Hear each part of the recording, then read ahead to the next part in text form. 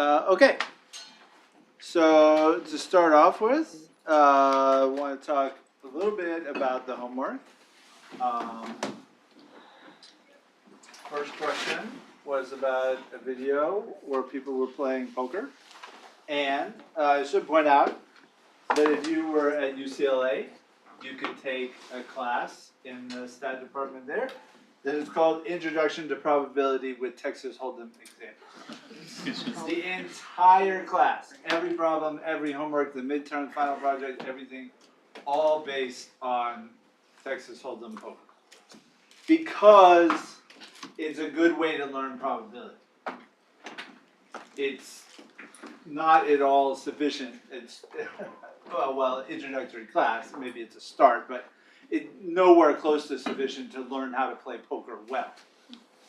But it is a very good way to learn particularly conditional probability in the discrete random variable setting for the most part. So Schoenberg, does poker examples like I do bowling examples. Now, poker is more complicated than bowling.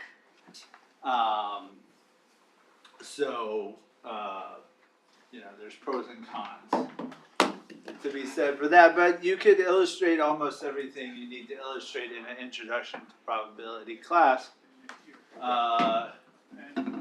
using examples of poker. And they do. And also, it's fairly easy to come up with a million of these things. Problems like this. Pretty much you just have to wait around for something crazy to happen. And then, these days, it'll be on YouTube. And then, something crazy will happen, and then somebody will have a difficult decision to make based on their conditional probabilities. And you can see what you think about that process that they use to make the decision. So the first problem about marginalization, hopefully, is about pretty easy. Second problem, what's the probability of being dealt a pair for your two hole cards? Well, there's 4 of each kind of card, so 4 out of 52 is the chance of getting the first one, and then there's only going to be 3 of that thing left in 51 cards left in the deck, so multiplied by 3 51st, and then there's 13 different types of cards, so it comes out to be about 1/17th, or it comes out to be exactly 1/17th, about 0.06, so that's just using the general multiplication rule, general addition rule, in the case of disjoint outcomes. And, whatever. But from Wesley's perspective, roughly speaking, what's the probability that Hank has a pair given that Hank raised? And this is something that you could use Bayes' rule to help you figure out something reasonable for that. So if you let the probability of being dealt a pair be 1/17th, based on the previous question, and then presuming that the probability that Hank would bet, given that he has a pair, is 1. So probability encompasses the special case where you're certain of something. Then Bayes' rule is, the probability that Hank has a pair, given that he bets, probability of being dealt a pair times the probability of betting, given that he has a pair, divided by the marginal probability that he would bet. And so the problem says the denominator is assumed to be about 1/3. So you could plug that in. So he would bet with pairs, but he would also bet with other things that are good besides pairs. So that the marginal probability out of all thousands, whatever, plus 1,300 something, things that you could be dealt is 1326. He bet with about 1/3 of them. Could also conditioned on the fact, from Wesley's perspective, well, Wesley knows that he has the ace and the king, which is relevant because it means the deck that Hank was dealt 2 cards up from only had 50 unknown cards, unaccounted for cards in it. So the probability of being dealt a pair from a deck of 50 cards is slightly greater than the probability of being dealt a pair from a deck that has 52 cards. Moreover, among the non-pair hands that Hank would race with, it's fair to assume, don't have to be exactly precise about this, but many of them would include an ace and or a king if he didn't have a pair. So like ace queen, ace jack, he'd be betting with those most of the time. So, conditional on the fact that Wesley can see the 2 cards he has and knows that Hank doesn't have either of those, it means the probability that Hank has a pair, given that he raises and given Wesley has an ace and a king, is going to be a bit higher than just 3/17. Maybe quite a bit higher. But anyway, that's an example of how you can use Bayes' rule to come up with the probability of something given the additional information.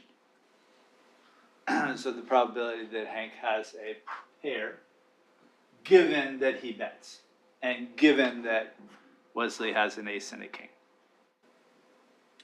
And that gets to perhaps the most important problem on the problem set.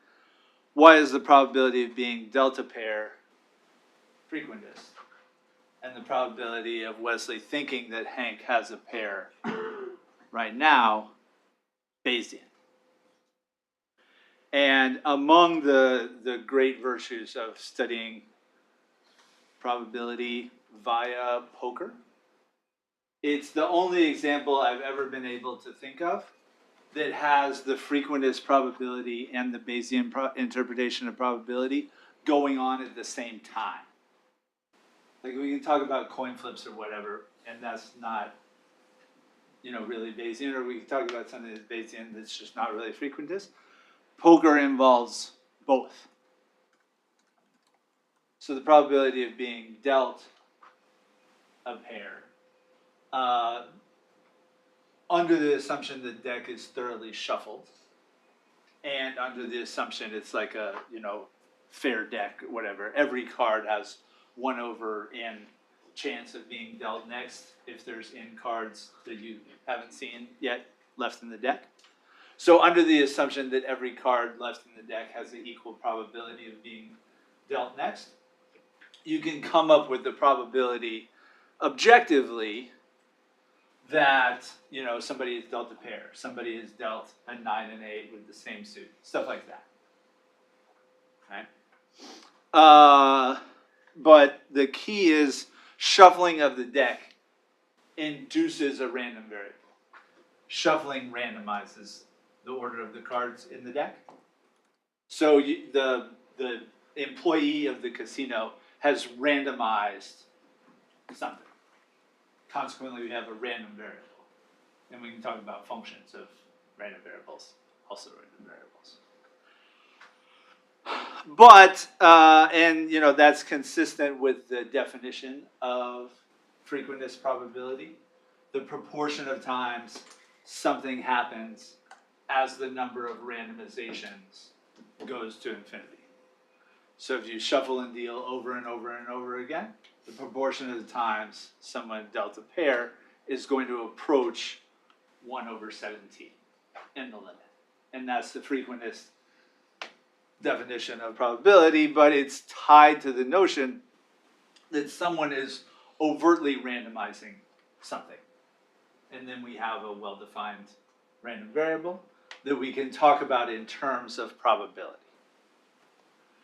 But the question, what's the probability of Wesley thinking that Hank has a pair right now, is something that falls outside of frequentist probability. It's the same, conceptually speaking, as asking whether that huge odd integer that I put up the second week or whatever is a prime number. It's conceptually the same thing as asking whether the treatment effect is beneficial. It's conceptually the same thing as asking whether a parameter falls within bounds of confidence intervals. From a frequentist perspective, the answer to all those questions is, well, it's either yes or no. You don't know which, but it's not probably anything. In objective reality, Hank does not have a pair right now. But Wesley and the other players don't know that.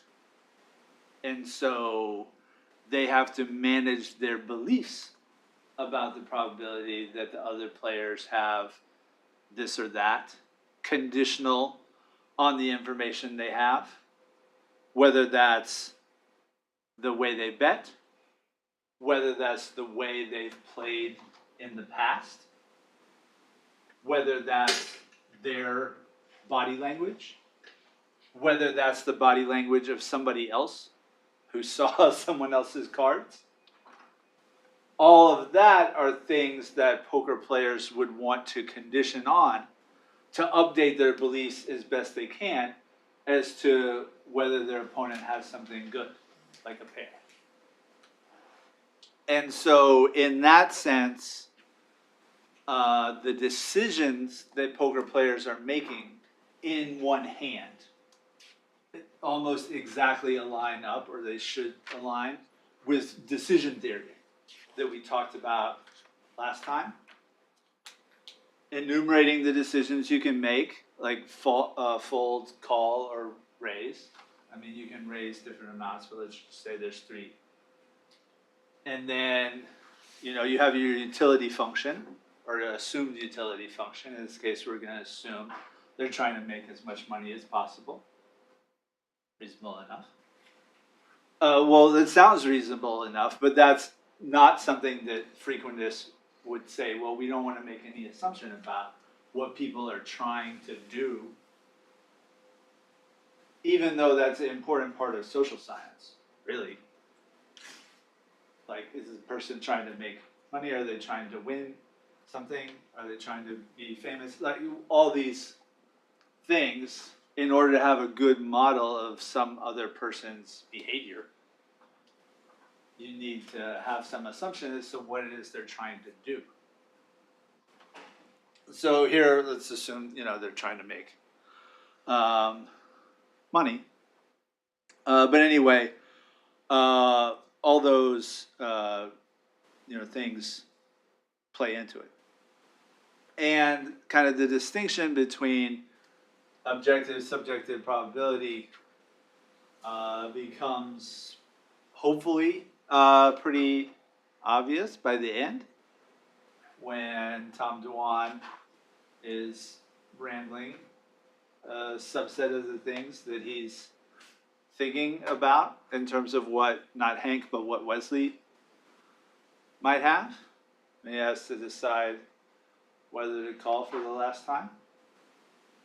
And he says specifically, speaking, something to the effect that it feels like Wesley flop trips, three of a kind with 8s, in which case Tom would lose. And this idea about, it feels like something is what Fisher wanted to avoid science falling into. He didn't want science to be about vibes, not what any particular scientist feels about a hypothesis. Fisher wanted to elevate science to what's true. And it's a little bit unfair because I don't think Fisher ever said anything about poker or games of gambling or anything like that. But he said a lot about science. And if Fisher had said the same thing about poker that he did about science, he would say you have to ignore all the stuff that we can't be objective about. The betting, past history playing with these people, their body language, assumptions about what they're trying to do. That's not stuff that we can do objectively. That's not random variables. The only thing that we can be objective about is the shuffled deck. So if Fisher were to say the same thing about poker that he said about science, he would say, well, just calculate the probability of being dealt a pair. Or, an 8 and a 7 of the same suit, whatever. Don't bring anything else into it. Only apply probability to that which is randomized, which is due to the shuffling of the deck, the cards. And like I said, Fisher didn't actually say anything about poker, but that would be a truly stupid way to play poker.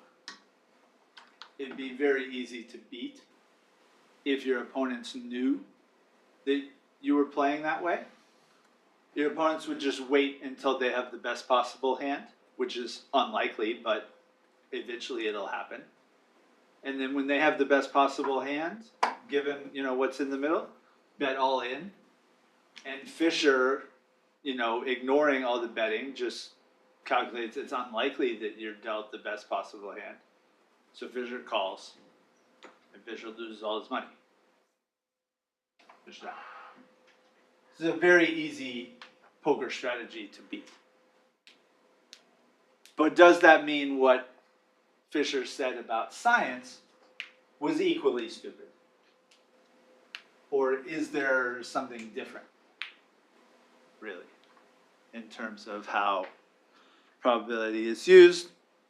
We'll keep talking about that as the semester goes on, but hopefully you get a sense by now that I think the Bayesians are making a credible argument for the subjective interpretation of probability and its use in science.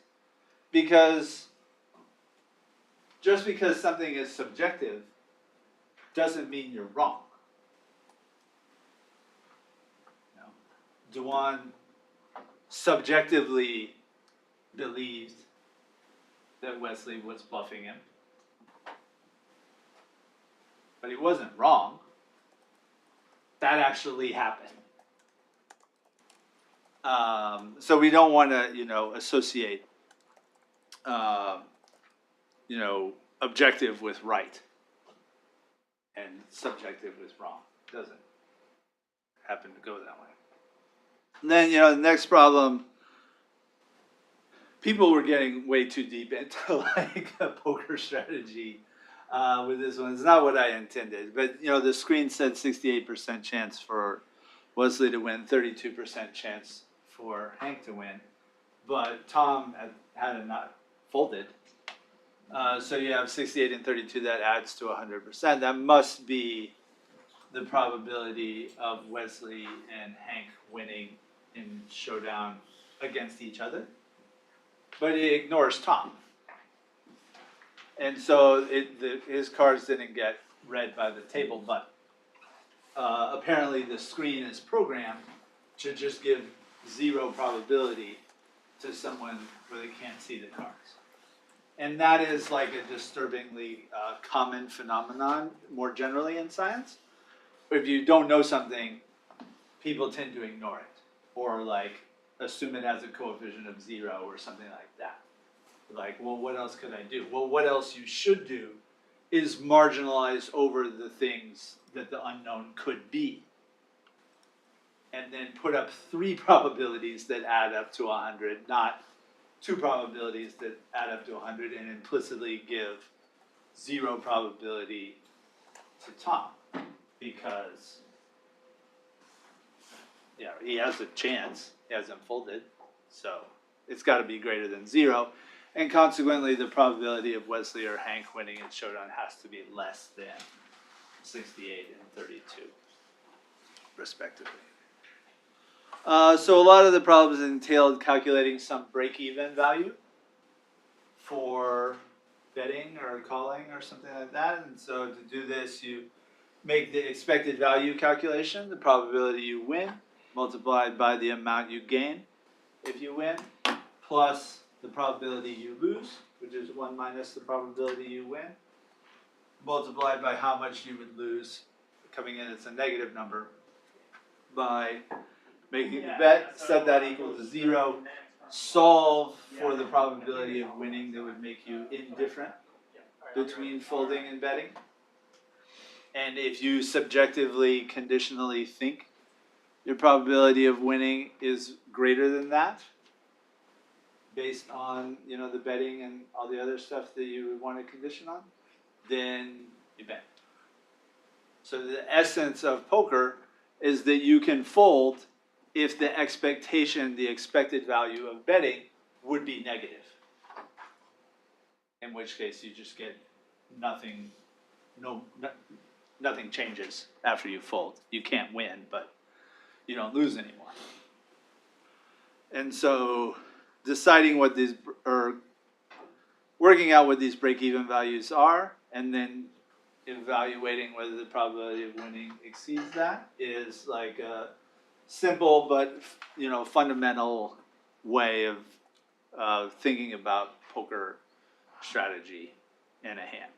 But it's very analogous to what we talked about the first week with these futures contracts as to who's going to win the election or the Super Bowl or whatever. You can pay the market price, and if you're right, you win $1.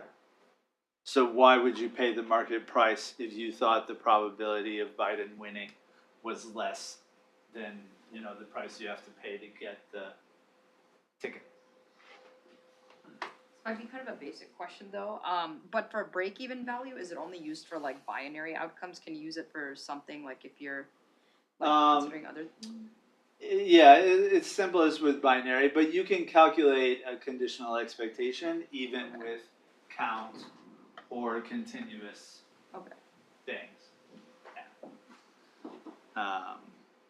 I mean, the amount you win and lose, it's technically discrete, but there's so many different things that it's almost continuous. But yes, in this case, you know, we have binary win or lose. Same thing with presidential elections, according to the Constitution at least.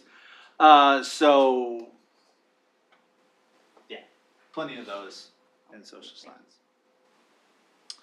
And then, you know, a lot of comments going on, different people talking about this. You know, one of the commentators says, well, you know, Tom has been playing a pretty low variance style in the part, you know, before the video started, other hands.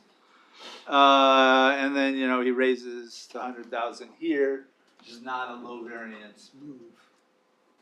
This is an aberration from a low variance style.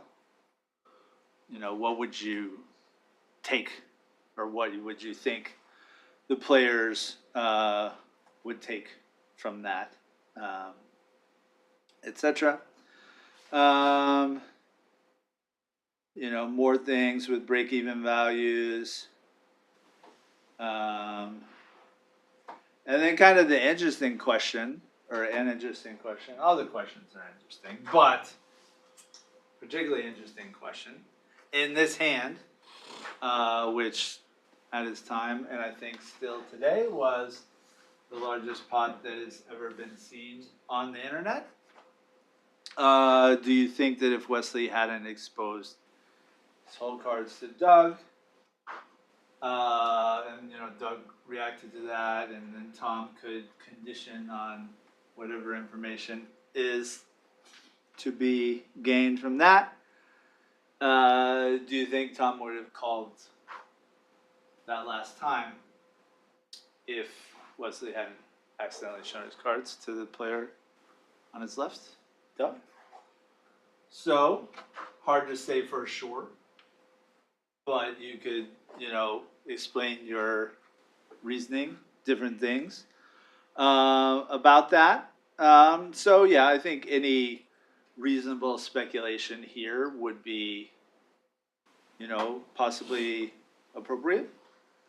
I think, so I did a bunch of different things in the video as a result of, you know, him seeing the cards that might have tipped the scale against or reducing the chance that Wesley has a pair of aces, pair of kings, or an 8, all of which would be better than what Tom has. But actually, so there's another video that you didn't need to watch, but a friend of Tom made a video and he had texted with him afterwards to see what he was thinking. And Tom actually said a good bit about it. Basically said he didn't want to take a whole lot of risks against Wesley. Thought Wesley was just inducing a lot of variance into the game and didn't want to be put in a situation where he was maybe close to break-even value, but the pot was like millions of dollars or whatever. So Tom said in a text, well, I probably wouldn't have even raised the first time if Wesley hadn't accidentally shown his cards to Doug. But based on Doug's reaction, I thought it was unlikely that Wesley had aces or kings. So he raised 100,000 with his queens, and then it sort of snowballed from there. So it sounds as if, based on what he said, based on what the commentator said, that Tom wasn't looking to take huge risks. I mean, sometimes it just kind of comes to you, but he wasn't seeking out trying to play huge pots against Wesley, but he did in this case because of the additional information. So I think it's entirely reasonable to speculate that he may have folded. If his hand hadn't been seen, and that leads to sort of the alternative history or counterfactual history question. Well, what if Tom had just called the 30,000 instead of raising to 100,000 and giving Wesley a chance to raise it to 275 or something like that? What do you think would have happened then? And thinking about what would be the break-evens and stuff. It could have gotten crazy in an entirely different way. If Tom calls, I think Hank calls. Hank calls, he has 3 8s. But it's not really clear where Wesley or Tom would fold, based on what was coming out in the middle.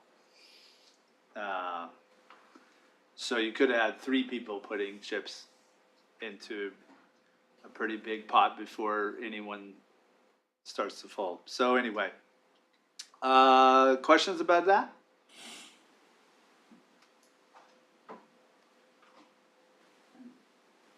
All about conditional probability.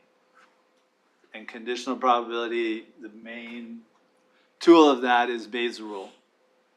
Unless you say, like Fisher did, that Bayes' rule should not be used on things that are not randomized. Whereas Bayesians want to take like expansive interpretation on the use of Bayes' rule to say it applies to anything that I don't know. Then I'm going to manage my beliefs about the things that I don't know for sure using Bayes' rule and condition on the things that I do know for sure, such as how much he bet. All this. Could you still make the argument that the end of the game would just be between Wesley and Hank, where Hank does fold? I mean, yeah, that could happen. Because we know, like, Tom, is a risk-averse player, low variance, so he might, like, just fold in knowing that, there was a pair of 8s, one of them could have a 3 of a kind. Yeah, that could have happened. And then maybe Hank would eventually get bluffed out by Wesley, because I know that was effectively his strategy the whole time. It's hard to fold 3 of a kind, but maybe. Well, I think the alternative history could have gone a lot of different ways, but I think if Tom doesn't fold the first time, he might well be thinking, well, Hank could have nines or tens or jacks. But if he does fold and it's between Wesley and Hank, I mean, the straight would technically beat a three of a kind, right? Yes. Could he maybe Hank be worried about that, especially given that Wesley had very aggressive betting styles? I think he was kind of deterred in that earlier game from the Yeah, betting strategies. that's a possibility. I don't know, but well, it's impossible to know. That's kind of the point of Bayes' rule. We're talking about probabilities of things that we don't know for sure of. I think it is very unlikely that Wesley would have bet so aggressively with a 9 and a 7. If he had, he would have a straight. Maybe like 25% of the time or something you would raise with a 9 and a 7. But 9 and a 7 is not super strong in advance, before you know what the other cards are. But yeah, if you have three of a kind, it's really hard to fold. Or, well, maybe to put it more formally, the break-even value, or your probability of winning is so high that it's usually above the break-even value to at least call.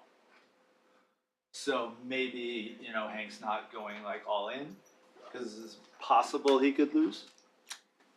But it's most likely going to win. And the second problem, we'll talk more about Poisson and Gamma later today. The first one, what's the probability of jointly observing n things? Well, if they're independent of each other, then we can use special case multiplication rule. Multiply those things together. Sometimes we can simplify it a little bit. Other times we can't. It's fine either way. Just multiply. And then, okay, if we're going to simulate, we can simulate 5 independent random variables, 1, 2, 3, 4, 5, by drawing them from a Poisson distribution with expectation mu. And then we have another random variable, S. It's the sum of those 5 things. We can talk about the distribution of S. But as it turns out, S is distributed also Poisson, but with expectation 5 mu in this case, because n is 5. We can see that if we make a histogram like this of the simulations, or we just draw S directly with expectation n times mu, we get, the same. If you do 10 million or whatever it said, no visible difference. And then finally, well, what if mu is not fixed? What if we have beliefs about mu that are governed by gamma distribution, which has this PDF, which has this weird looking special function in it, which is really just a stand-in for this integral, and it can be expressed explicitly with an infinite number of terms. So it's another special function. And I don't think we've actually read this part of Bayes' rule yet, but it shows that, like the beta binomial, the gamma Poisson is another situation in which we can calculate the posterior distribution explicitly. It stays in the same family as the prior distribution, namely gamma, but the shapes update, shape and rate update to A star and B star. A star is A plus S, B star is B plus N. S is the sum of the counts that you observe in your data. So if we draw mu from its gamma prior, draw S from Poisson with expectation n times mu. So this is going to use that mu rather than the mu from before. Condition on the event, the sum is equal to little s, whatever 14 I said. Then you can plot it, contrast it, or not really contrast because it's the same thing, with what Bayes' rule says the posterior distribution is. And you get 2 lines that are extremely similar to each other, not totally similar, or not totally the same, because we only used a finite number of simulations here. But they're conceptually the same, and they're, indistinguishable. So what was said in that part of the textbook is true.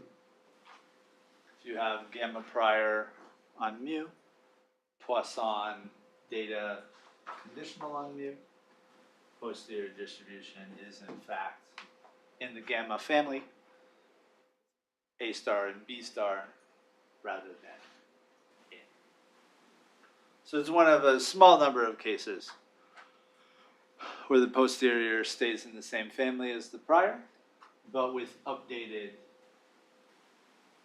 shape or rate or expectation or whatever parameters in that distribution. So questions about the second problem? Okay. So yeah, I'll put up this on GitHub afterward. Okay, so for this week,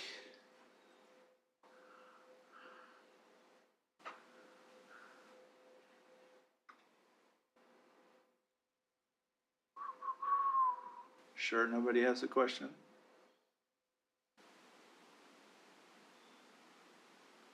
Come on.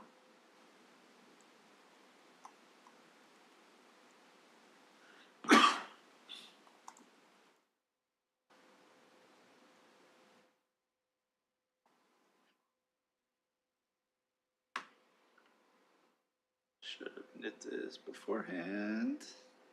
There we go.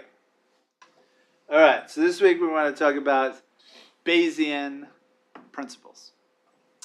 Bayesians have a small number of principles, but we adhere to them very strictly. Professor, Yes. I don't see the week 5 folder. Oh yeah, I haven't uploaded Oh, okay. anything. We're not going to do bowling today. Oh, all right. Take a week off from bowling. But yes, speaking of strongly held principles, Columbia has strongly held principles about the appearances of conflicts of interest you should be aware of.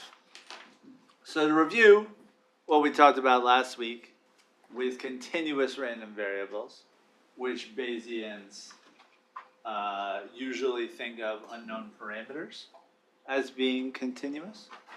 So the probability density function of theta, given the data y, and whatever goes into your prior on theta, can be written as the joint bivariate probability density function of theta and y together, conditional on whatever goes into your prior, divided by the probability density or probability mass function of y, irrespective of theta. And the numerator can further be expanded as a prior probability density function for theta. It can be normal or whatever, anything, gamma. But depending on what it is, it's going to affect what goes into the ... of the conditional probability density function of the prior times the probability density function or probability mass function for the outcomes given the parameters. And the denominator can be expanded or rewritten as the integral of the numerator over theta space. Now, the parameter space for theta may be less than the entire real line, but you just integrate from whatever is the smallest possible value of theta to whatever is the biggest possible value of theta. Everything else has zero density. And that's all well and good. All these f's are different. It's not the same f. I'm just using little f for any probability density function. But because they're probability density functions, they should integrate to 1. Else you've done something wrong. In addition, they're not negative. And this definite integral here in the denominator, the marginalized PDF or PMF for y, under your model, but irrespective of the exact value of theta. We usually can't do that definite integral with a finite number of elementary operations like arithmetic or logarithms or cosine or stuff like that. That would appear on a calculator, and that is especially true when you have 2 or more parameters. We haven't done an example with 2 or more parameters yet, but we will soon, because most things in social sciences, models will have like more than 2 predictors or whatever in a regression, so you have more than 2, or at least 2 coefficients to estimate, and maybe some other stuff as well. So we usually can't do this denominator with a finite number, can't do it exactly with a finite number of operations. And this was really the sticking point for Bayesian analysis, or lack thereof, prior to 1990, going back more than 200 years. There were just not that many situations in which we could do something reasonable with that integral in the denominator of Bayes' rule. There were some, but not nearly enough to base like all of science around, you know, if we couldn't do the denominator piece there. So it seems like kind of a weird thing to be stuck on for more than 200 years. Mathematically, could you just take the limit of the integral, see if it converges, or?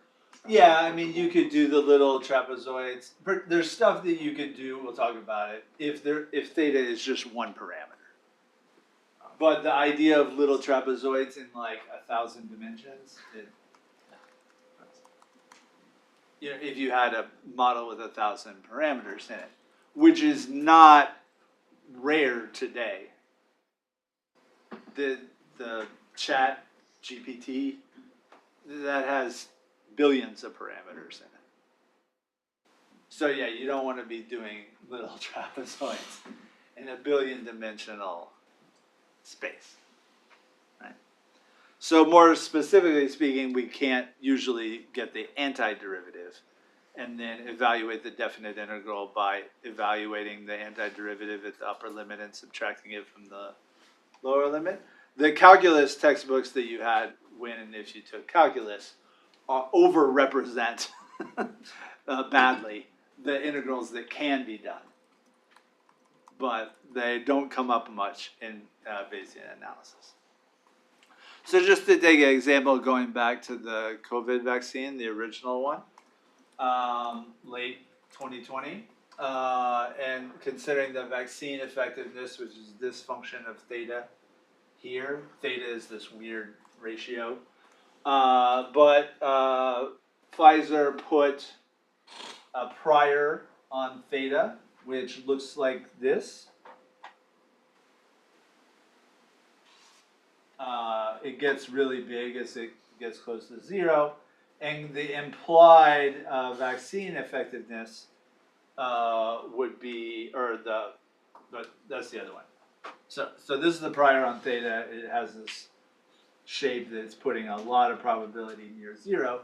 Consequently, because vaccine effectiveness is a decreasing function of theta, the implied prior distribution on the vaccine effectiveness in blue here was that, which I said was a poor choice on Pfizer's part. I know why they did it, because they wanted to restrict themselves to ancient calculations, but that's not really a good reason. There's nothing better about the ancient calculations than the modern calculations. You should get the same thing. But this is what Pfizer did, and I said it was a poor choice because it simultaneously put a decent amount of probability on the chance that the vaccine had negative effectiveness, that it caused you to get COVID, which is not biologically possible. So it gave way too much credence, well, implicitly it gave way too much credence to just like the craziest of anti-vax propaganda. But simultaneously, it put the prior mode way too close to 1, which even, reasonable scientists would not think is true as of 2019, because the mRNA vaccines as of 2019 had never worked.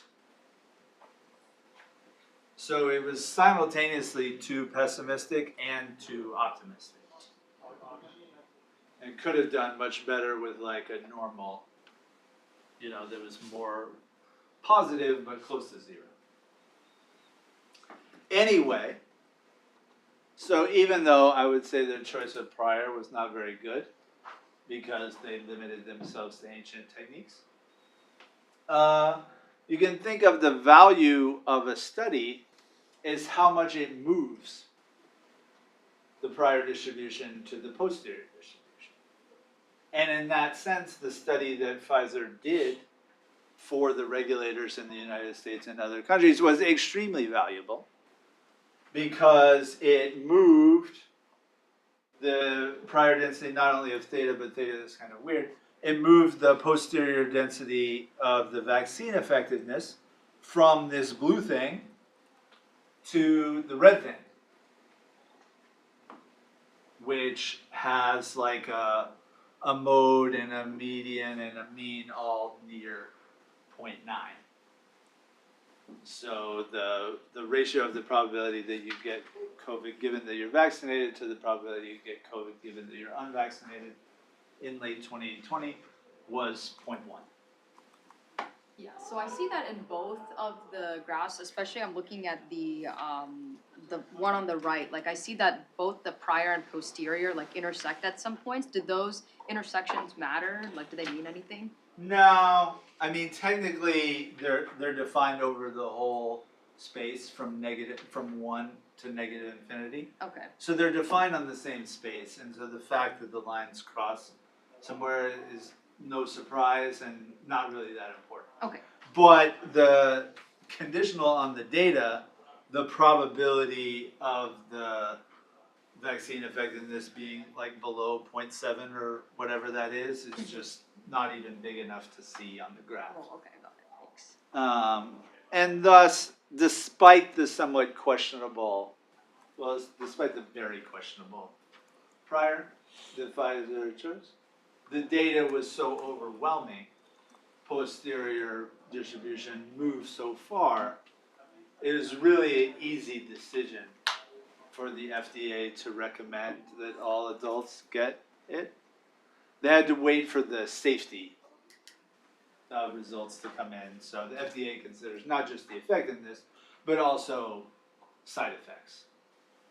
So this is not talking about the side effects, but they didn't observe any major side effects in the studies. So, and no credible scientists really thought there was a reason to think that there would be major side effects. So anyway, they had a really easy decision to approve. Yes? Wouldn't having like a really, I guess, like negative prior or like a prior in the opposite direction push the posterior in that direction? Like, am I Yes. surprised that it's So if you put all the blue, let's say you changed it to something like this, yeah. then the posterior distribution would have been shifted left. And that's one of the things that people say is a limitation of Bayesian is, well, Bayes' rule by itself doesn't dismiss like anti-vax or QAnon or any other, ridiculous conspiracy that like Obama wasn't born in the United States, any of that. Like, if someone strongly believes something, and that's their prior, then it would take like an overwhelming amount of data to change their mind to a posterior distribution to something reasonable. But kind of the Bayesian response to that, a Bayesian response to that, is this isn't Bayes' rule's fault. Like mathematically, it's fine or whatever. The problem with the QAnon people is that they don't use Bayes' rule to update their beliefs. Like they have a strong belief that the spaceship is coming tomorrow or whatever, and then tomorrow comes no spaceship. But instead of like updating their beliefs about the credibility of like QAnon Twitter or wherever their announcements are made, they believe what they already believed even more strongly. Like, oh, the spaceship must have come, but it was invisible. Or whatever. But that's actually like a documented psychological phenomenon that if someone believes something ridiculous and then someone points out like all this evidence that's incompatible with the ridiculous thing that the person thinks, people feel like their beliefs are being attacked and they believe their ridiculous thing even more strongly despite all the evidence against it. So if like the anti-vaxxers, the QAnon, or whatever, people would use Bayes' rule to update, yeah, they may start with strong prior beliefs about spaceships or whatever. But if they updated and 5 times in a row the QAnon prophecy didn't come true, then gradually they would approach a more reasonable set of beliefs. So it's more that they're not updating, or they're updating in the opposite direction of the data that leads them to perpetually be in the state of having strong beliefs that are wrong. So anyway, that's kind of the essence of why Bayesians think the use of Bayes' rule is the right thing to do, irrespective of how crazy your prior beliefs start out as. You should start using Bayes' rule now, and you'll get better. So with this example, you mentioned that Pfizer, I guess gave a lot of credit to people that were very skeptical, or I think you mentioned they were favoring a certain direction and then Yeah, I mean I don't think Pfizer didn't believe anti-vax. They're in the business of making drugs. They didn't think that was at all credible. But they wanted to only use ancient calculations, and the FDA kind of has this rule about it being more than 0.3. So it sort of locked them in to choosing something that was kind of this shape, even though Pfizer probably didn't believe that themselves. So yeah, what Pfizer did, no one really agreed with. Even though if they used modern techniques with simulation, it wouldn't have been that hard. We did it with 5 lines of code last week. Pfizer could have done those 5 lines of code. FDA could have evaluated those 5 lines of code to see if there's any bugs in them, and it would have been better.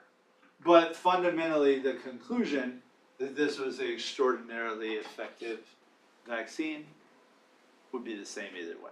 Maybe the second thing we did with the normal prior on vaccine effectiveness might have shifted this a millimeter to the left.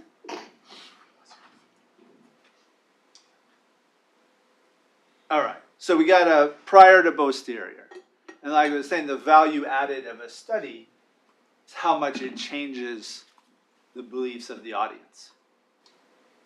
And it changed them a ton.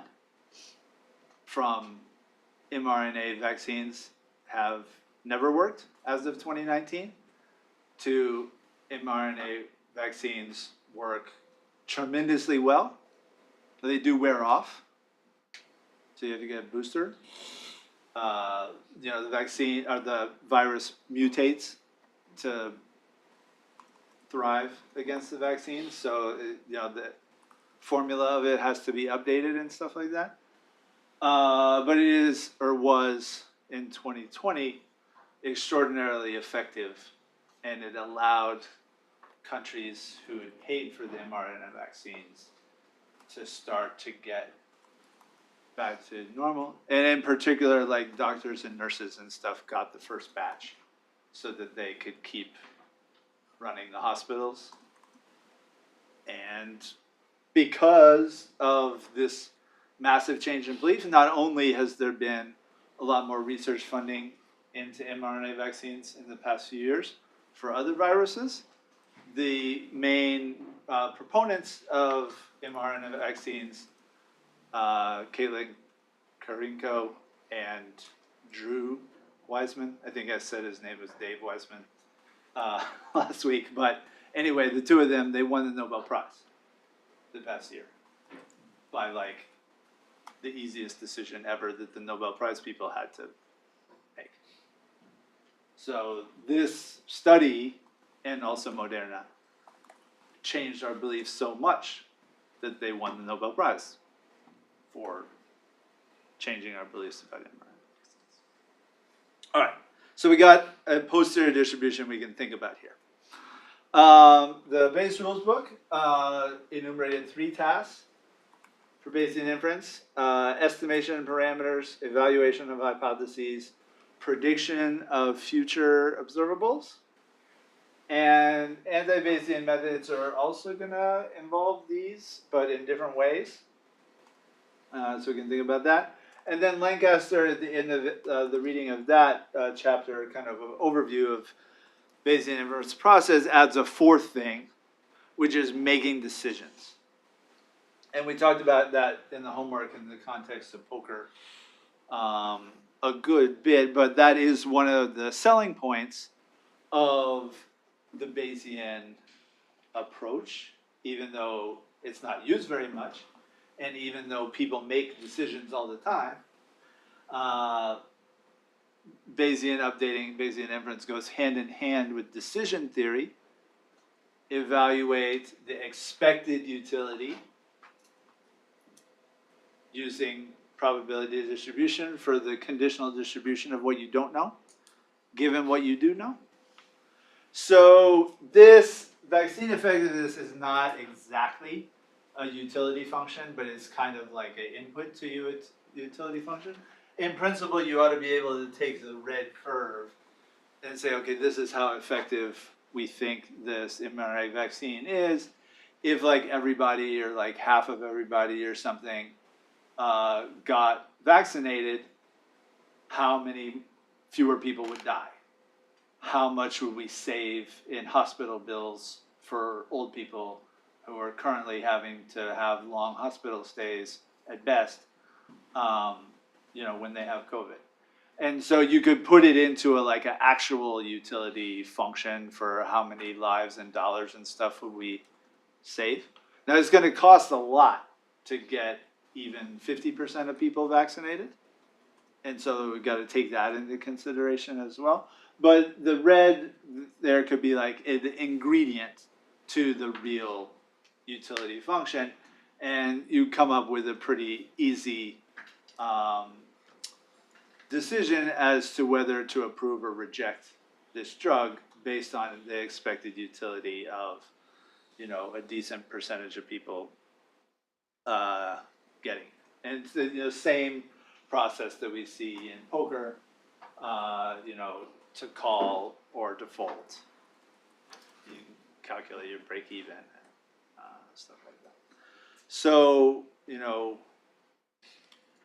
Bayesians think this is really good tool for making decisions, even though it's not used by people who think of themselves as decision makers very much, if at all.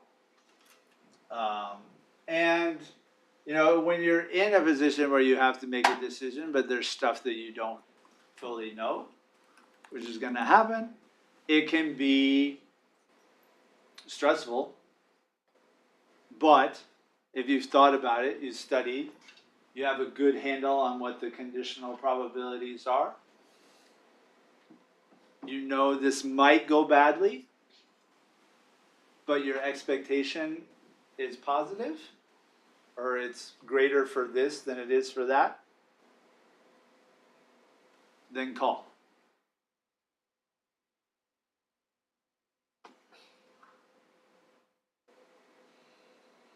All right. So on the topic of estimation and parameters, there's a number of ways to do this. We have and will talk about 4 of them. 1, do the denominator of Bayes' rule analytically, and then you just have a ratio of functions. It's only possible in a few cases, maybe about 15. They tend to be fairly simple models with just like one parameter, such as the beta binomial thing that we did with the vaccine. But not nearly enough to sustain science in general, because they're usually going beyond those 12 or 15 models where we can do the denominator of Bayes' rule exactly. You can numerically integrate with the little trapezoids thing, or maybe something a little bit more advanced than the little trapezoids thing, but try to get the area under the curve without solving for the antiderivative when that's impossible, but come up with some other way to estimate the area under the curve. That's great when there's only one parameter, maybe two. But like I said, you don't want to be doing that in a billion-dimensional parameter space with a large language model or whatever. So it's really only feasible to do not only when the data are discrete, but when you don't have that many parameters. But when you can do it, it's fine. Third, what we've done mostly so far this semester, draw from the joint distribution of the parameters in the data. So we did that with bowling. We did that on homework problem 2 of homework 1. And then keep the realizations of the parameters, keep the rows if the observed outcome matches the simulated outcome.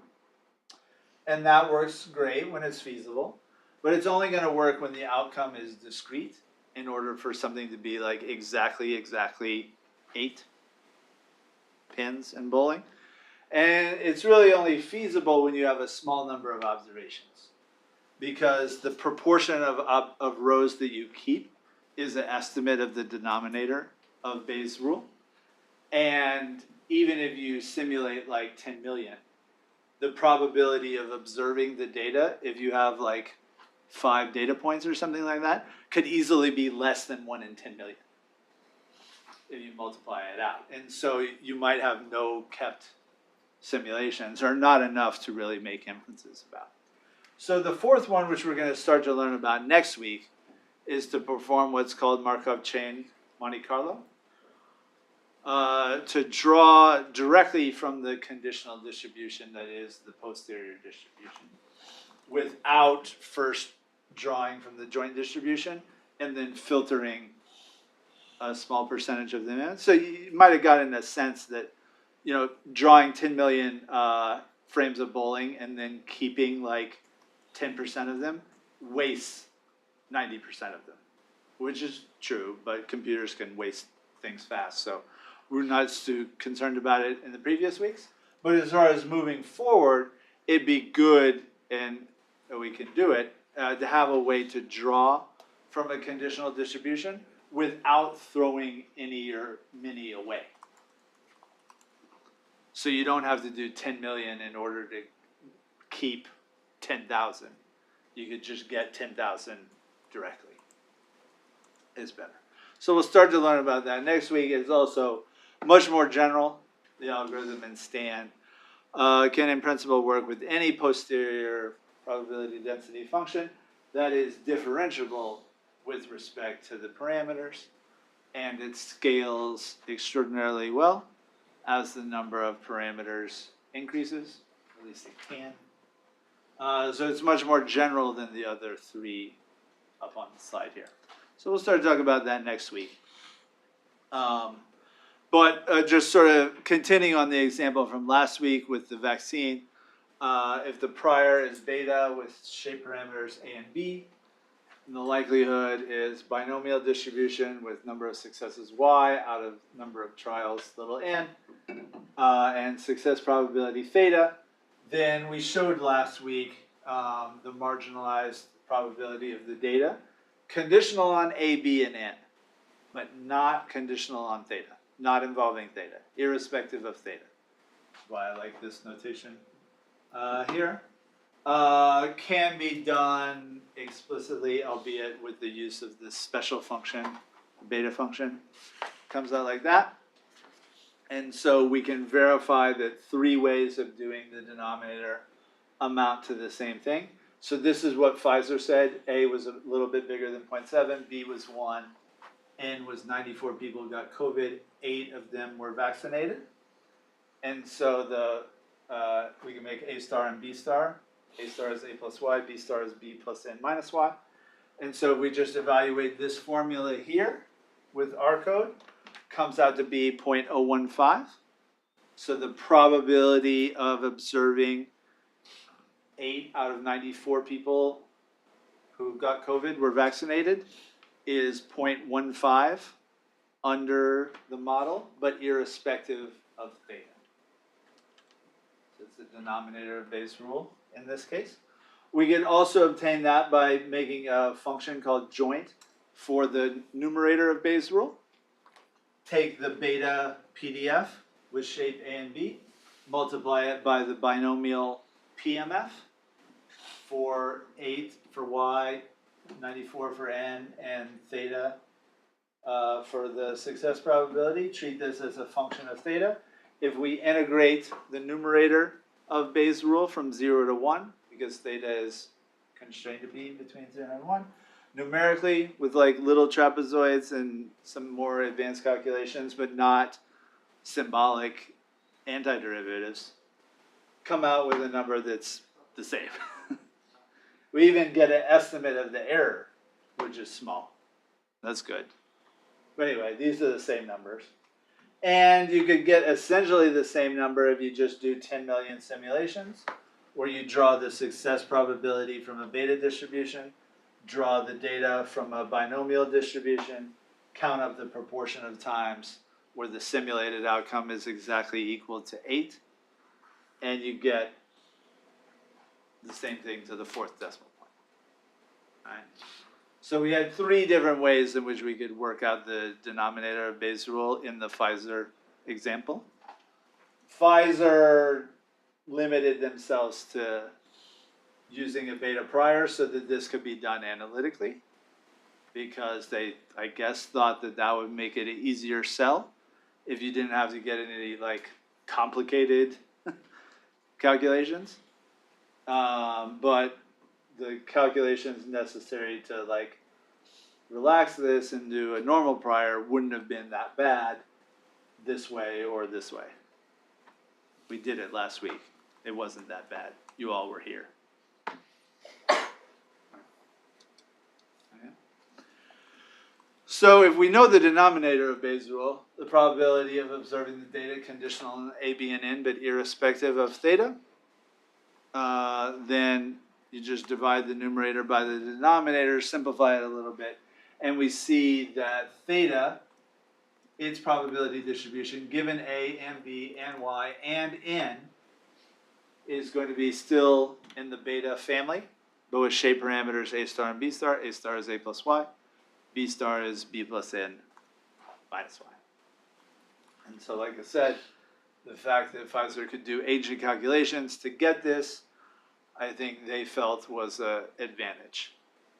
Even if it meant they had to use a beta prior rather than a normal prior, even though normal would have probably been like easier. And then because the FDA, was focused on whether it's less than or greater than 0.3, 0.5, stuff like that, then they had to choose the A and B accordingly. Anyway, so posterior expectation of theta, given A and B and Y and N, is going to be using the formula for the expectation of a beta random variable. So A star divided by A star plus B star in this case.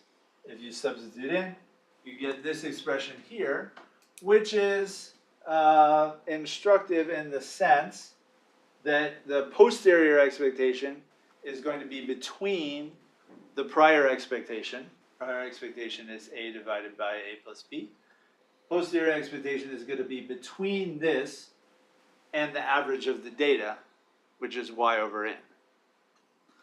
But for any fixed A and B, as N goes to infinity, this is going to approach Y over N, which is another way of saying the exact values of A and B that you choose are less important and become unimportant as the number of observations in your data gets large. But the number of observations that Pfizer had at the time was only 94. It's considerably smaller than large. But nobody sane wanted Pfizer to wait around until they had an infinite number of observations before deciding whether the vaccine was worthwhile or not. In fact, Pfizer stopped the study early because it already had overwhelming evidence as to the effectiveness of it. They honestly could have stopped it earlier than what they did, but they still needed to wait for the side effects study to complete. And so they figured, well, we might as well wait a little bit longer for the effectiveness study to keep going. But anyway, they could have stopped it earlier, really. Every week that we were waiting for the vaccine in 2020 meant tens of thousands of lives, millions of dollars, at least. And anyway, so, okay, A star and B star. Also, what's nice about this example, and it is suggestive of something that is true in general, since A star is equal to A plus Y and B star is equal to B plus N minus Y, it wouldn't matter if you started with a prior and updated it one data point at a time for N data points, or you start with a prior, get all N data points in one batch and condition on them all at once. You're going to end up in the same place in the end with this A star and B star posterior. But if you wanted to, you could update the original prior with just the first data point. And so the first posterior would be in the beta family, but the first posterior is the second prior. And so then when you get the second data point, you update again. I lost count already, but you get the idea of what it is that I was trying to say, that whether you update with all your data points at once or sequentially, end up in principle with the same posterior distribution. And this is another thing that is thought to be an advantage in situations like this or other ones, like if you have a website or whatever, where the data is coming in streaming sequentially, over time. You can more or less continuously update your beliefs. Also, if you try to do anything frequentist or like a neural network or whatever with one data point, it's not going to work at all. You probably just get an error message, or worse, like nonsense. But the Bayesian approach is coherent given one data point. It's coherent given 0 data points. That's just your prior, what you believe now. But it is correct if you update just with one data point. Now, with one data point, you might not update your beliefs very much. And indeed, you probably shouldn't be updating your beliefs very much just based on one data point. But you can accumulate small changes in your beliefs of N for updating with N data points, and that can lead to a big change in your posterior beliefs. So the fact that you can go incremental is something that is the advantage of the Bayesian approach that is not shared by any other approach to quantitative analysis. Like, even if you had, 100 data points and then you got 100 more data points, is there like any relationship between the frequentist estimate given the 200 data points and the 100 data points that you got originally? No. Not really. So task 2 in the Bayes rule reading, evaluating hypotheses. So we want to be clear here. It was clear in the book, but they could have put it in all capital letters. This does not mean you're testing a point null hypothesis. When Bayesians say we're evaluating a hypothesis or testing a hypothesis, that means coming up with the posterior probability that the hypothesis is true given the evidence, not, some frequentist thing. So in the example with the FDA, we might say, what's the prior and the posterior probability that the vaccine effectiveness is greater than 0.3, which, like I said, the FDA has kind of like an unwritten rule that the vaccine effectiveness has to be greater than 0.3 in order to get approval. Okay, so we can evaluate that hypothesis rather easily the modern way. You can draw from the prior, you can draw from the posterior, in which case those are theta. You use theta to get the vaccine effectiveness, whether prior or posterior, and then calculate up the proportion of those 10 million realizations where the vaccine effectiveness is greater than 0.3. So like I said, Pfizer chose their A and B so that the prior vaccine effectiveness was basically as likely to be below 0.3 as it is to be above 0.3 based on the FDA's unwritten rule. So they basically gave under the prior a 50-50 chance of being effective enough for it to have approval, but conditional on the data. 8 out of the 94 people who got COVID were vaccinated in the trial. None of the 10 million draws of vaccine effectiveness are below 0.3. Like none were below 0.6. So you have essentially guaranteed that the effectiveness is greater than the standard the FDA traditionally applies. Question?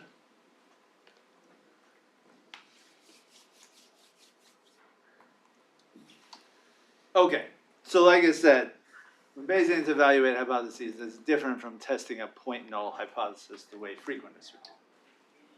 And the distinction between what frequentists do is maybe something that we can talk about a little bit more clearly now. So frequentists can't ask questions, or theoretically they can't ask questions like, what's the probability the vaccine effectiveness is greater than 0.3, given the data, N and Y, because theta, and consequently the vaccine effectiveness, which is a function of theta, are not considered to be random variables by disciplined frequentists.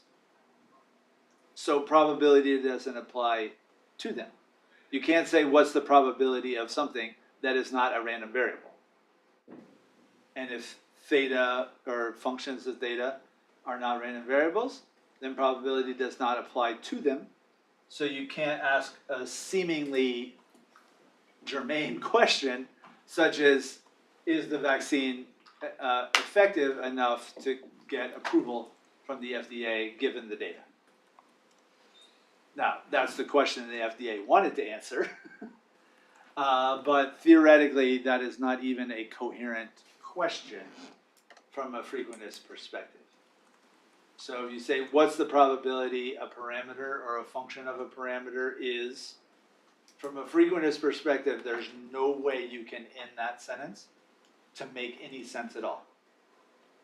So the difference with frequentist and Bayesian would be that like there's a specific value that theta is equal to for frequentist, and then for Bayesian it's like kind of it takes on a range, I guess. Yeah, interval between 0, theta can be anywhere between 0 and 1, yeah. Mm-hmm. So, okay, frequentists theoretically can't ask the question that the FDA asked. So instead, frequentists ask the backward question. Namely, what's the probability of observing an estimate of theta less than 8/94, given that the vaccine effectiveness is 0.3? Because the estimator, like y/n, is a random variable every time you do a study within random people in it. So if you do the study over and over again, fix n to be 94 or whatever, You know, sometimes it's going to be 8, sometimes it's going to be 12, sometimes it's going to be 6. You know, it can be anything up to 94. So theta hat, the estimator of theta, which is a function of data, and data can be randomized in a trial, like if we randomly select people to be in the trial. So the estimator of theta is a random variable, even though theta itself is not. And so now we can make probability statements about the estimator of theta conditioned on the vaccine effectiveness, which is still not a random variable, being a particular number like 0.3. And that can also be simulated. There's no prior with the frequentist simulations. We just simulate y from a binomial with size n and probability equal to inverting the vaccine effectiveness function. So take the inverse function from vaccine effectiveness to theta, which is this function here, assuming the vaccine effectiveness or conditioning on the vaccine effectiveness being 0.3.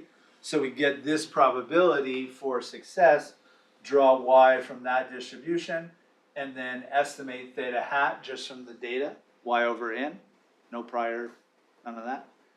Then you can calculate essentially as a p-value the proportion of times that theta hat is less than or equal to what you observe in your actual study, which was y is 8. And it comes out to be something very small, like 0 out of 10 million. Realizations came out to be less than 8 over n when simulated, assuming the vaccine effectiveness is 0.3. So this is small p, very, very small p-value. We'd reject a null hypothesis that the vaccine effectiveness is 0.3 in favor of the one-sided alternative hypothesis that the vaccine effectiveness is greater than 0.3. Sorry, another question. So with the Bayesian, the n and y, that doesn't change then, right? That will stay the same. Yeah, n was 94, y was 8. Okay. There's no imagining what if we did this over and over and over again. Okay. We did it once. That was plenty. At the time. I mean, there have been more studies since then. So Bayesian would basically give you some actual probability that your vaccine effectiveness is greater than 0.3, whereas the frequentist would just say, yep, it's greater than 0.3. Yeah, we rejected its 0.3 in favor of it's not 0.3 or maybe that it's greater than 0.3. But that's where it ends, right? You're not going to Yeah. actually get some sort of That's where it should end. probability. Right. So, you know, with Bayesian, you get the red thing. Yeah. And you can plug the red thing into your actual utility function, how many lives would be saved, how many costs a hospital of Medicare would be avoided, all that stuff. With the frequentist thing, you get a procedure that,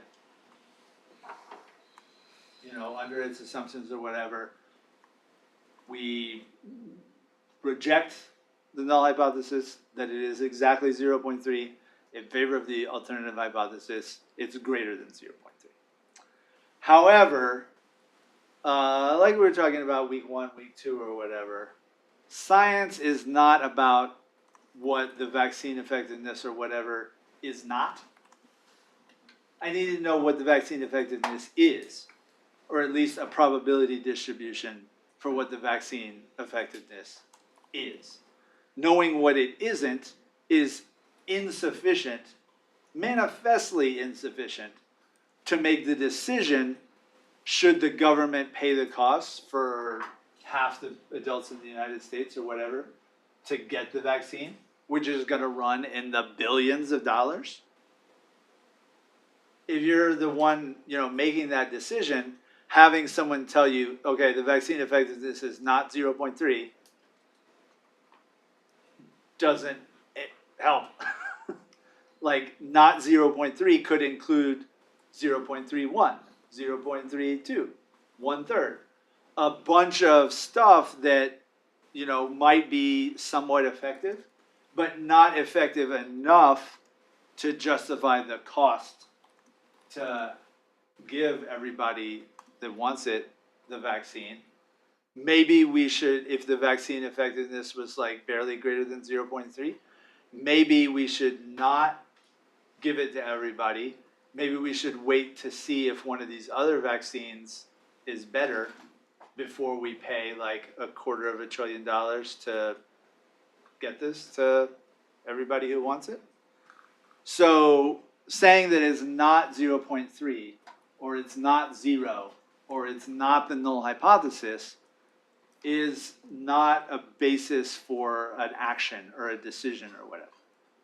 To make an actual decision in a coherent way, you need to know the probability distribution over what it is, which is going to also, as a byproduct, tell you what it's not. It's not negative. It's not even close to 0.5 even. But it's telling you what it is. It's, almost a normal looking distribution kind of centered around 0.9. I could plug that in going forward to make a cost benefit analysis. You can't plug not 0.3 into anything. Or you can't plug not into something. So even though the FDA kind of has this rule, or when the FDA does frequentist stuff, like can you reject the null hypothesis that the vaccine effectiveness is 0.3 in favor of the alternative hypothesis that it's greater than 0.3? The FDA's rule is not really adequate for what the FDA's mission is supposed to be. But anyway, so while we're talking about frequentist stuff, also need to talk about confidence intervals. So these days, p-values and null hypothesis testing and stuff has become a little bit less fashionable than it was even like 10 years ago. In part because the American Statistical Association convened a bunch of people in 2016 and they put out a policy statement that the American Statistical Association voted on, which says you should not use p-values exclusively for making any decision, even though that actually has been done for decades. Journals would only publish something if the p-value was sufficiently low. In 2016, the American Statistical Association finally, voted on a policy statement that said that makes no sense. You shouldn't do it. People still do it, but it is less fashionable than it was for the decades preceding. But anyway, some people these days say that, well, p-values maybe not so great, but confidence intervals are the best thing since sliced bread. And that makes no sense because a confidence interval can be thought of as a range of values such that if your null hypothesis were anywhere inside the confidence interval, then you would fail to reject the point null hypothesis that theta is equal to theta naught. So a confidence interval is just a range of null hypotheses that can't be rejected. But if this idea of using a p-value to reject a null hypothesis is a bad way to make decisions, then having a whole range of null hypotheses that can't be rejected is not going to be a good way to make decisions. So a confidence interval, technically speaking, it's a line segment. But people invariably want to put a topology on the line segment or over the line segment such that they think that, the parameter value is probably more likely in the middle of the confidence interval than it is to be near the edges of the confidence interval. And that's not right from a frequentist perspective.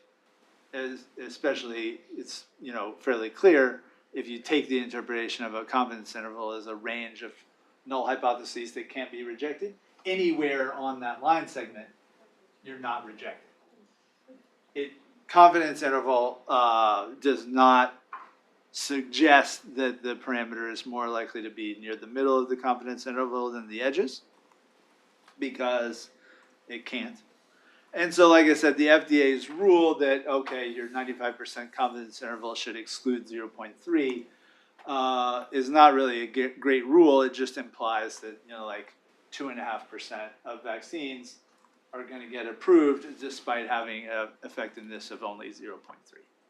So type 1 error rate or whatever. And one of my favorite quotes from Jersey Naaman, who was frequentist, but he wasn't, he most certainly was not Fisher.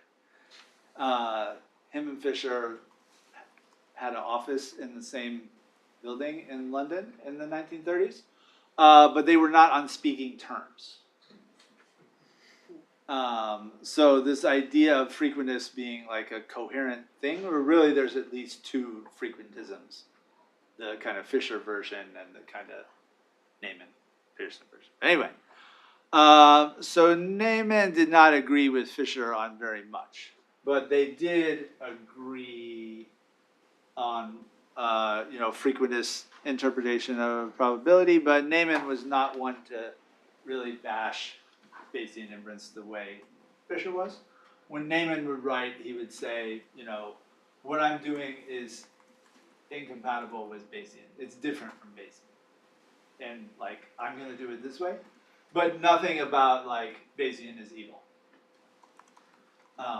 like Fisher would say. But anyway, Naaman was the one, along with Egon Pearson, not to be confused with his father, Carl Pearson, who invented the confidence interval in the early 1930s. And Naaman himself said, and this link is on Wikipedia, I've repeatedly stated frequency of correct results will tend to alpha, which is 1 minus the type 1 error rate in Naaman's notation, so like 95 or something like that. Consider now the case where a sample has already been drawn, calculations have already been given, particular limits to the confidence interval, like from 0.52 to 0.93 or something like that. Can we say in this particular case, the probability of the true value of the parameter falling between those two limits, 0.52 and 0.93 or whatever, is equal to alpha? The answer is obviously in the negative. The parameter is the unknown constant. No probability concerning its value can be made.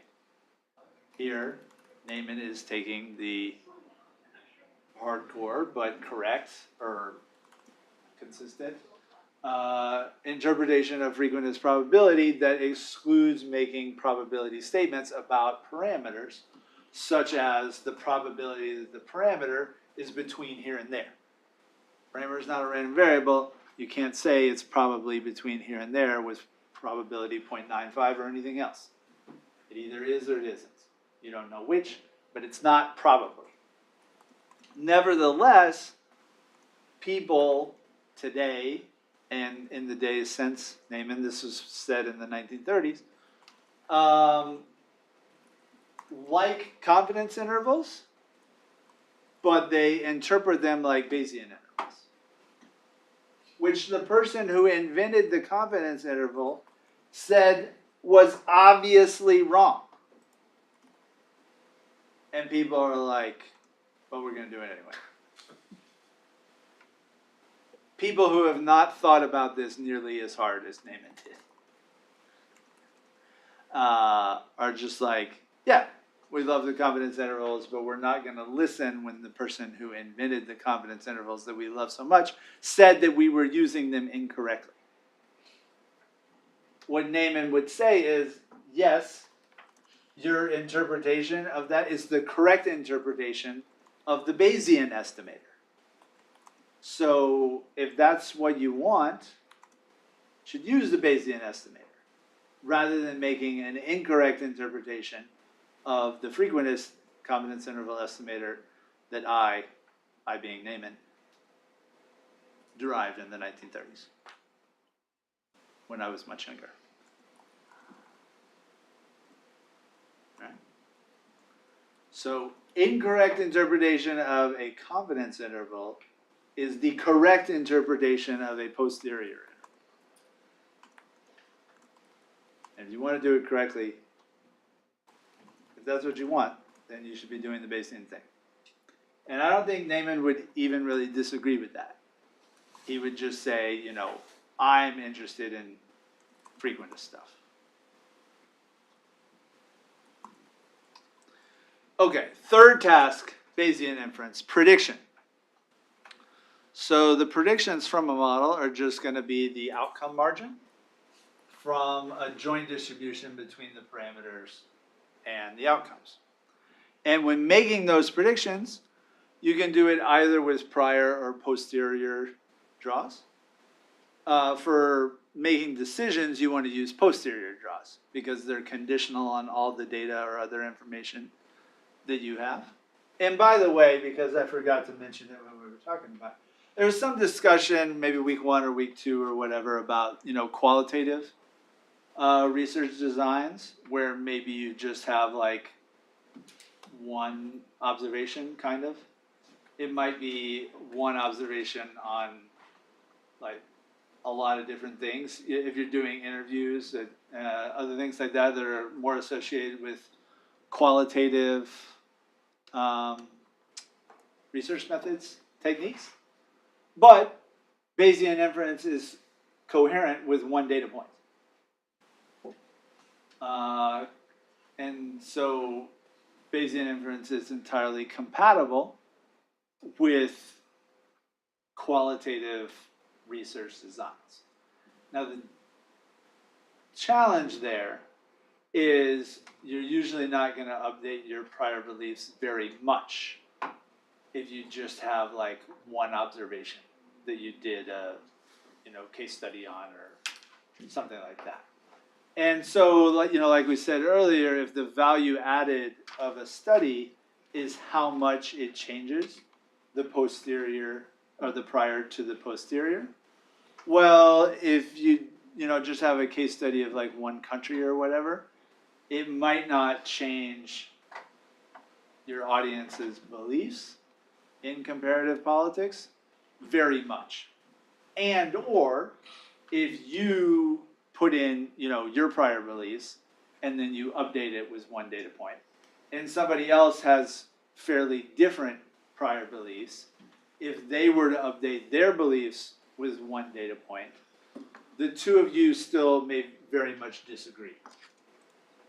Now, if you had a lot of data points, your disagreements would become smaller because you would both be getting a posterior distribution that was now more similar to each other. But if you don't have a lot of data points and you don't update your beliefs very much, you may still fundamentally disagree with somebody else who had different priors, even after you've done your study. So whatever value added your study provides, it's insufficient, maybe insufficient, to bring people who sharply disagreed before. They may still sharply disagree, maybe a tiny bit less, but still basically disagree. And in that case, kind of the only way of saying which one is more believable is an argument about whose prior beliefs were more appropriate to start with. And from a Bayesian perspective, a lot of the qualitative literature kind of looks like different people having different arguments as to whose prior beliefs were more appropriate, because they don't have enough observations in the data to transcend their disagreements. And that may not be the most exciting literature to read about. But it's still fine, mathematically speaking. So when doing predictions, you can either use posterior or prior draws. To make decisions, you would want to use posterior draws, but for things sort of evaluating whether your prior is reasonable before you see the data, prior predictive checks, which we'll get into more after spring break. You can make predictions off your prior as well. So, you draw theta from its prior, or you draw theta from its posterior distribution. You can get predictions by drawing from a binomial with success probability equal to the theta, either prior or posterior. And you can do stuff with those predictions. Particularly the posterior predictions, those often go into the utility function for making a decision about something. Here, I did something, I don't know that it really makes a lot of sense, but there's an 80% chance of observing, fewer vaccinated people getting COVID under the posterior beliefs than under the prior beliefs, which makes sense in light of the data that we've conditioned on. But, prior pred and posterior pred, these are just counts of what you think Y could be if you were to do another study with N people. Now that's the Bayesian version of prediction. And when Bayesians make predictions, the predictions had better be in the correct sample space for the outcome you're talking about. So if I'm predicting Y, my predictions had best be in the omega for Y. It's like when I said the expectation of bowling, the first number of pins not down the first row, a week, 2 or whatever, week 3, it came out to be 7.03. When it's impossible for 7.03 pins to get knocked down because pins are discrete. So that was an expectation, not a prediction of what was going to happen. No one who has ever thought at all about bowling would predict 7.03 pins to get knocked down. It's the worst possible thing you could predict. Guaranteed to not happen. So the 7.03 business was the expectation for the number of pins knocked down. Weighting all the things that could happen by their probability and doing that sum. Non-Bayesian people use the word prediction in an extraordinarily loose sense to mean whatever. Usually what they mean is the point prediction induced by a point estimator of theta hat. And particularly, did this get cut off? No, that's coming next. So they'll say, okay, theta hat is estimated to be whatever, and then they'll put, theta hat into some function, get out another point, and call that a prediction, even though that number might not be in the omega of the thing that you're trying to predict. But when Bayesians say this is a prediction, one, it's not going to be just one realization. We're going to do this with thousands or millions, whatever, times. So we get a whole distribution of predictions rather than just like a prediction. But each of those predictions, thousands of them, is going to be in the sample space for the thing we're predicting, as opposed to anti-Bayesian things, which can be honestly pretty much anything. And so a natural question to ask, so natural that it actually is asked, particularly by a lot of business analytics types. What is the distribution of a future Y? Y whose index is n plus 1. Given all the past realizations, Y1 up to Yn. What is the distribution of a future data point given all the past data points? How can I predict one data point in the future given all the data points from the past?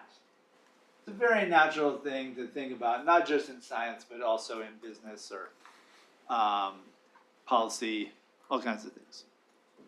So we do what I refer to as the Bayesian hokey pokey, which is not the term they used in the textbooks for this week, but it is the term that I use for evaluating, okay, what's the PDF for future Y given all the past Ys?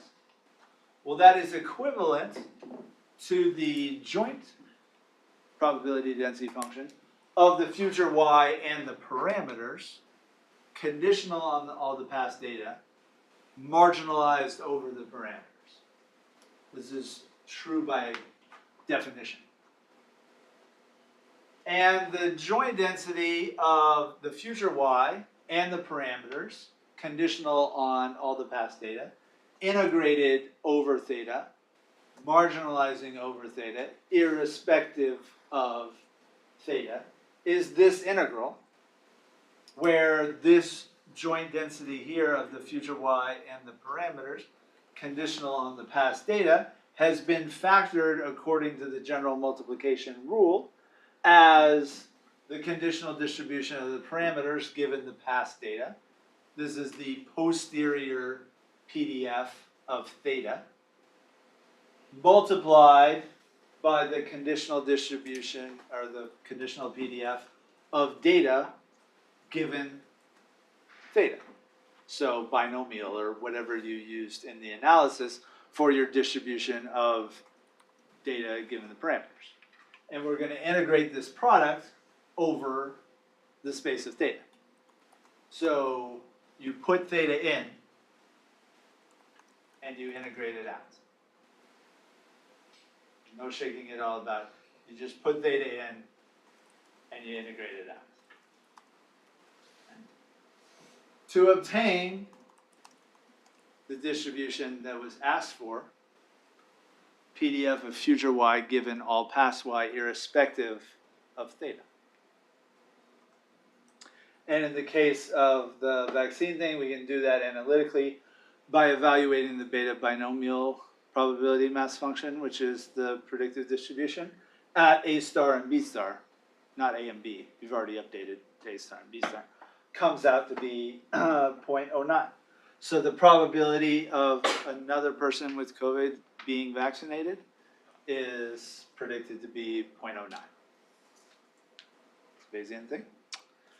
However, the people who asked this question tend not to be Bayesians, and they tend to be more influenced by supervised learning principles, who, for the most part, don't do probabilistic thinking. They say theta hat is whatever it is, like y over n. In this case, 8 over 94. 8 over 94 is less than 1/2. So we are going to classify the future y, or the testing y, as not vaccinated. But this is a deterministic classification rather than saying the probability of someone with COVID being vaccinated is 0.09 or some other small number or any number that's less than 0.5. Yes? So in a way, this kind of functions as like some sort of like a p-value where like you either reject or kind of like fail to reject. It's not a p-value. It is a probability, and a p-value is a probability, but this probability is not a p-value. Okay. There was no null hypothesis, much less a point null hypothesis. None of those really have any role in like Columbia Bayesian. But what I'm trying to get across is, okay, this is a probability. We're thinking probabilistically. The next person to get COVID might be vaccinated, but the chance that the next person to get COVID being vaccinated is real low. The probability that they're unvaccinated, given that they got COVID, is much higher. It's not guaranteed. Versus the vast majority of supervised learning things, which are deterministic. We're going to classify the testing people or whatever as unlikely to be vaccinated, or whatever. It's deterministic rather than probabilistic. And that's why they refer to those things as classifications in the case where the outcome you're trying to predict is discrete rather than predictions. But even if the outcome is continuous, what the supervised learning people mean by prediction is not what Bayesians mean by prediction, or at least it's not restricted to be, in the omega. What supervised learning people tend to mean by prediction is closer to what Bayesians mean by expectation of predictions, maybe. But the expectation in the Bayesian sense is going to be marginalizing over the uncertainty in the parameters. whereas supervised learning just sort of takes the optimum and then goes from there. So kind of a simplistic way of thinking, okay, for Bayesian, like this red distribution here for the PDF, that is the answer. Whereas supervised learning and some other like anti-Bayesian stuff would say, well, this point right here in the mode, that's the answer. Deterministic, no taking into account the uncertainty, which is rather small in this case, but it's not nothing. They say that's the answer, and then take that forward. Maybe. I don't know if this is like related, but I guess like when you think about like a logistic regression where you have like a 0 or 1 component, but then you also have like the probability of it being 0 or it being Right. 1, like how does that relate to? Yeah, so we'll get into the logit models and stuff after spring break, but just briefly because we're out of time. Yes, you can model that with the Bayesian thing. You're going to have a posterior distribution over the coefficients and the intercept and whatnot. That's going to have some posterior uncertainty in it, no matter how much data you've conditioned on. And so you can get expectations, you can get predictions. If we're doing this with draws, we're certainly going to get more than one draw. So we're going to get a whole distribution of stuff that we can plot. But yes, for Bayesians, if they make predictions and the outcome space, omega is 0 and 1, you're going to get a bunch of predictions that are 0 and a bunch that are 1. If you average those, then that's an expectation of predictions rather than a prediction. So strictly speaking, a Bayesian wouldn't say, you know, my prediction of this 0, 1 thing is 0.62. They would say the expectations of my predictions are. Anyway, out of time for today. No new homework. For next week, we will start to learn about MCMC. So be sure to check out the reading for that.